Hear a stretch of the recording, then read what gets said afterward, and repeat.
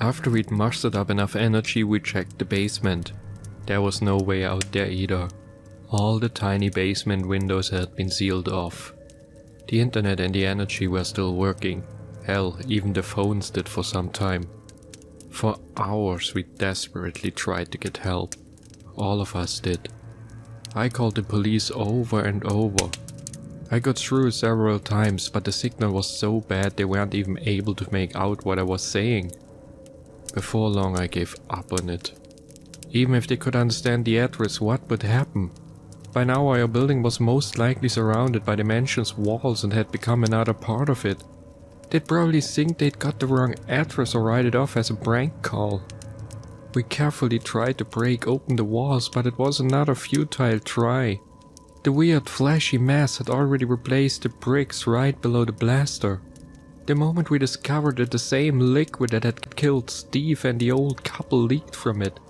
It didn't matter what we used, be it metal or wood, everything that touched the liquid melted. Whatever we tried, nothing had an effect on those damn walls, and any damage was soon regenerated. In the end, there was nothing we could do. Before long we moved to the center of the hallway. At least here we'd be as far away as possible from those outer walls and the corrosive liquid. While we gathered anything useful, we noticed that the surrounding walls were changing and shifting. At times the hallway was shorter than before. Then, an hour later, it seemed longer. The layout of the apartments changed as well. At first it was little by little, but soon entire rooms were replaced by different ones. It seemed as if the entire place was remodeled and incorporated into whatever this mansion was. It was because of these changes I remember that we weren't alone. When I checked one of the vacant apartments for usable things, a wall in front of me started moving. I stumbled backward as fast as my injured leg allowed me to, but for a moment the interior of the mansion was revealed to me. I don't know what I saw. Words can't describe it. It was both a dark void, but also a room glistering in all the colors of the rainbow. A hulking humanoid creature much too tall and too skinny noticed me. For a second the creature stared at me and I could see its deformed face. It was twisted into a perpetually grinning smile. During the few seconds I stared into the mansion's interior, a wave of euphoria washed over me and I couldn't help but giggle. It was over as soon as the wall had closed again. The bout of insanity left me terrified and shivering. Was this what awaited us? As I retreated to the hallway, I heard noises from behind the wall, soon followed by giggling. It soon transformed into distant laughter. When I reached the others, it had already stopped. At times I could still hear it, resounding from different parts and areas of the building or the surrounding walls. I imagined the creature hiding behind them or in the crawl spaces below or above us, exploring the ever-changing walls and rooms of the mansion. While we huddled together in the hallway, the hours soon turned to days. I don't know if I ever slept during that time. The first to break was Phil. It happened while we made plans on how to ration the food and water we'd left. "Why don't we just drink from the freaking tap?" He suddenly yelled at us, staring at the small cup of water he was holding. No one replied. There was no need to. Contents of his cup, he went on. "I mean, the energy is still working, the internet too, so why not the pipes?" He looked at each one of us, trying to find either reassurance or someone stopping him. He got neither. No one said a word. Jen didn't even look up. "Come on, you guys must be thirsty too. We might be able to drink it. Why not try? You know, to see if it's alright." "Go ahead then," Jay said, shrugging. Phil stood there unmoving for a while. Then he turned to me. I could see his wide eyes, his quivering lips. His entire expression was pleading with me. I could tell that he wanted me to stop him, wanted me to tell him that there was no way the water would be fine. He was so afraid. I didn't say a thing for a while. "Go do it," I pressed out and looked away. I couldn't deal with any of this anymore. I heard him mumble to himself as he walked away. Soon I heard the distant sound of running water. After a while I heard him again. "It's fine," he called out to us. "Nothing's happening, my hand's not burning at all. I'm sure I can drink it. Right, guys?" His voice almost broke because of the fear. I stayed quiet. After a few more seconds I heard him gulp down. What surprised me the most wasn't that he actually drank the water, but how clearly I heard it. Moments later he returned to us. "I told you guys it would be fine. I knew we could drink it all along," he said in a snotty way. "You guys are such idiots, saving up and rationing those few bottles of water as if they are oh so important. Why don't you guys just drink from the— Oh, will you shut up already?" Chen yelled from behind me without even turning around. I saw Phil open his mouth to snap back at her, but then he mumbled a "whatever" and sat back down. Not even 10 minutes later I could hear him breathe heavily and shifting around on the floor. "Will you fucking stop?" Chen screamed at him again. As I looked over I could see that his face was glowing red and covered in sweat. "What's the matter?" I asked him. Phil's eyes focused on me. He opened his mouth, but instead of words only bloody froth came from it. When he saw it his eyes went wide. He stared at me pleadingly as if I could do anything to save him.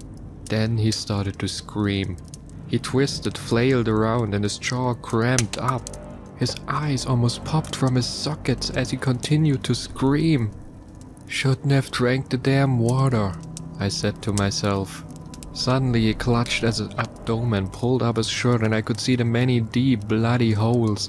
I saw his hands dig into the mushy flesh, tearing at it and trying to fix what could not be fixed. His screams lasted a while longer before silence returned. Chen looked on without saying a word and had turned away already. After we'd found that all the exits were blocked off and there was no way out, she'd given up. Jay was quiet too, staring at his dead friend with wide, shocked eyes before he too turned away. Ever since we moved to the hallway, I spent the days in front of my laptop. There's still power and an internet connection. I don't know if I should thank God or curse him for it. I've been typing out what's happened to us for a while now. It keeps me busy and distracts me from the bleak reality around me. I've posted this story all over the internet. I cried for help, pleaded, asked for twice for an explanation. But no one believed me. The only thing I got was ridicule and no one but the social service knows we're even out here. There are so many similar buildings throughout the city though. They had renovated all of them in their new cheap housing for everyone project and filled them with people like me, the undesirable. By now they've probably forgotten about half of those buildings already. Hell, I doubt they'd even bother with us if we stopped paying rent, at least for a while. I wrote to them, but there's no reply as I expected. After that, I wrote to all my friends, acquaintances and family, anyone I could remember. I told them I needed help, that I was in trouble and gave them my address. Yet no one's replied to me. Most of them had given up on me years ago when I was still hooked on the drugs. They probably think that's why I'm writing to them. I doubt any of them would believe that I'm clean. I would laugh if I had still the energy left for it. This thing here, this mansion, it's not a building. I don't know what it is or where it came from. All I can say is that a thing like this shouldn't exist.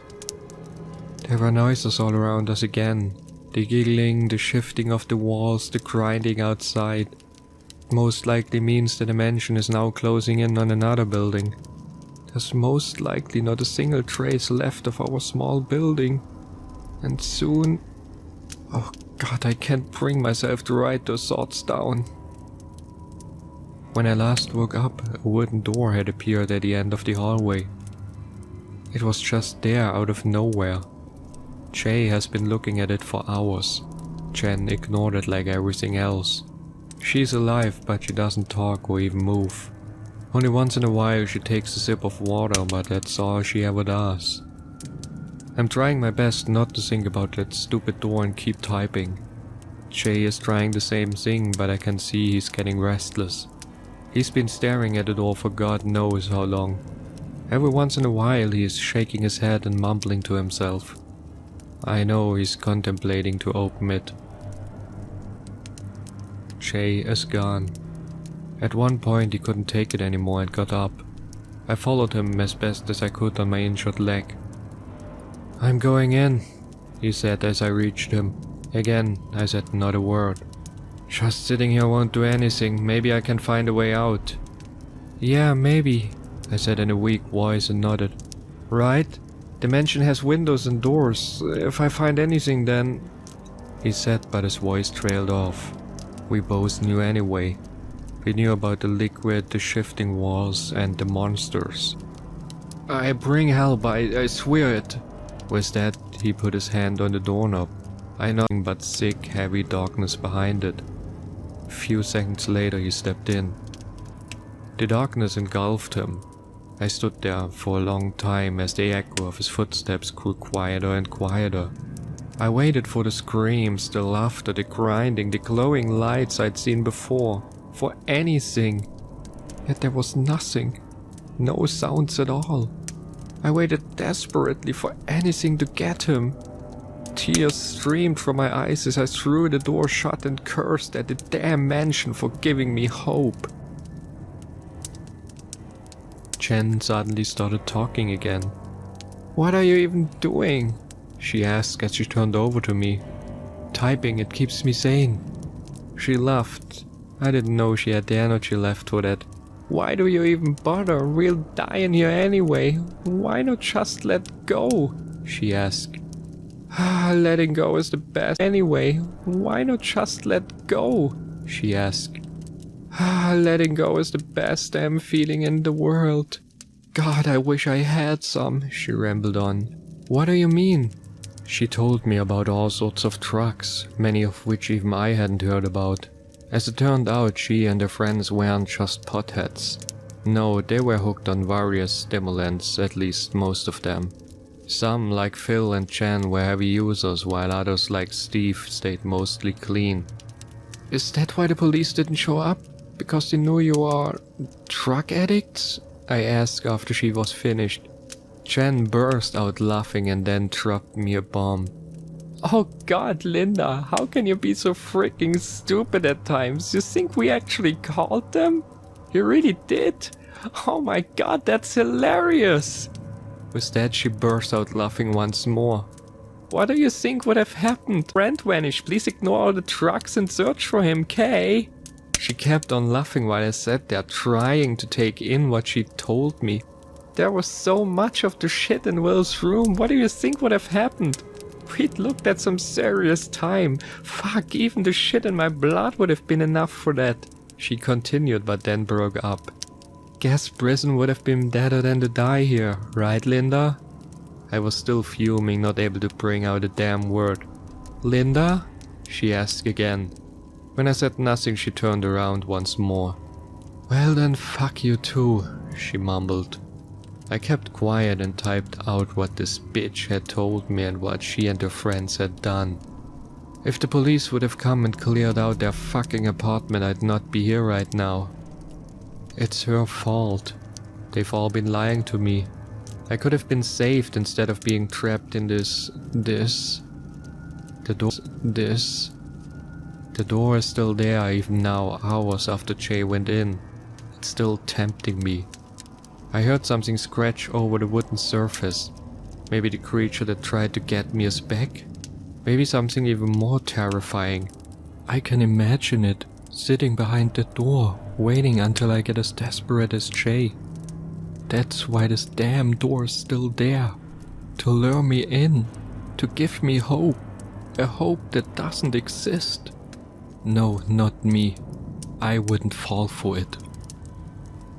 As I'm typing out these last few lines, my food reserves are diminishing. There's still water left for days though. Maybe a week. I've been thinking a lot. What if someone's coming? Maybe my parents read my email. Or what if the social service is coming to check things out? Maybe they even answered me, but the emails aren't coming a little longer. All I need is to find food. I checked all the apartments again, but there's nothing left. However, there's another option. One I haven't even thought about. I don't know where those thoughts are coming from. At first they were scary, terrifying, but now I realize that they are right. It is all her fault after all, isn't it? It's the least she can do. I know anyone who'd read this would agree with me. I have to post this today. The phones haven't been working in days and the power keeps cutting out. If I put this all out there, if someone reads this, then help will come. I can't give up. I only have to last a bit longer. More and more often I stare at her. She's asleep, so she won't notice a thing. I'm giggling already. Her not knowing what I do, just like I didn't know about the police, makes me laugh so much. I can't hold back anymore, I just can't. All I can feel is euphoria and I can't stop smiling. It reminds me of that strange hulking creature I saw, and that makes it even more hilarious. I know I have to be quick. I can't let her wake up. The knife is already resting on my lap. I just have to send this, then it is time. I can't wait anymore.